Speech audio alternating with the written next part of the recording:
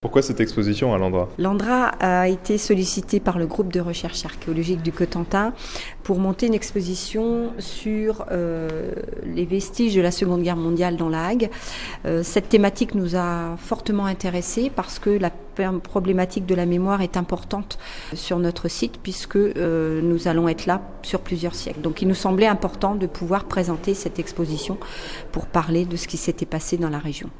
L'exposition elle a été montée donc en partenariat avec le GRAC et la communauté de communes de la Hague. Elle est visible, donc elle est en accès libre dans notre bâtiment d'accueil à Digoulville, du lundi au vendredi, de 9h à 18h et elle est gratuite. Gérard Villegrin-Bazin, président du GRAC, nous parle de l'historique de cette exposition.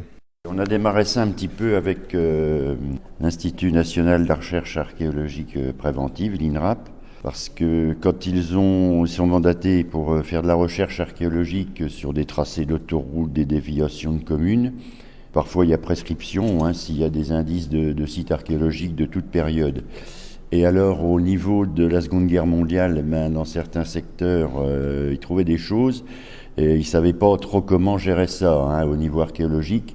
Mais maintenant, c'est acquis, ça fait partie de l'archéologie, la période militaire, et notamment sur le premier conflit mondial dans la région du Nord, parce que dès qu'ils font des trous, ils trouvent énormément de choses. Alors là, on a un exemple, on avait fait des sondages sur un fort sur les hauteurs de Montville, au lieu d'Iled-E. Alors on ne sait pas très bien, ce qu'on sait, c'est qu'il est au moins du 16e.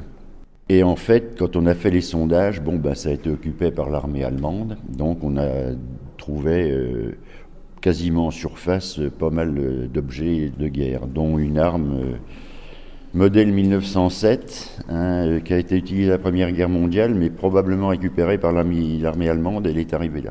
Donc ça nous a permis de faire une étude dans le cadre de l'archéologie dans la période de Seconde Guerre mondiale.